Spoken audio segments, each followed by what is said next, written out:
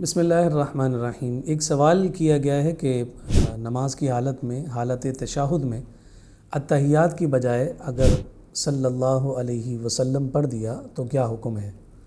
تو پوچھی گئی اس صورت میں سجدہ سہو واجب ہوگا، اور اس کے بغیر سلام پھیر کر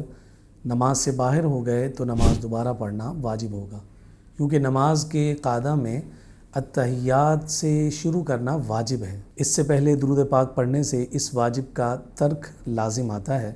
اور بھولے سے ترک واجب ہونے کی صورت میں سجدہ سہو لازم ہو جاتا ہے، اور اگر جان بوجھ کر پڑھا تو اس نماز کا اعادہ یعنی دوبارہ پڑھنا واجب ہوگا۔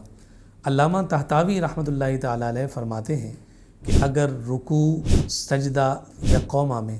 آیت کی تلاوت کی تو سجدہ سہو لازم ہے، اور اگر قاعدہ میں التحیات سے پہلے قرأت کی تو چاہے پہلے قاعدہ میں کی ہو یا آخری قاعدہ میں تو اس پر سجدہ سہو لازم ہے، اس لیے کہ بیٹھتے ہی التحیات سے شروع کرنا واجب ہے، اور اس کا جو ترک کرنا ہے وہ سجدہ سہو کا سبب ہوتا ہے۔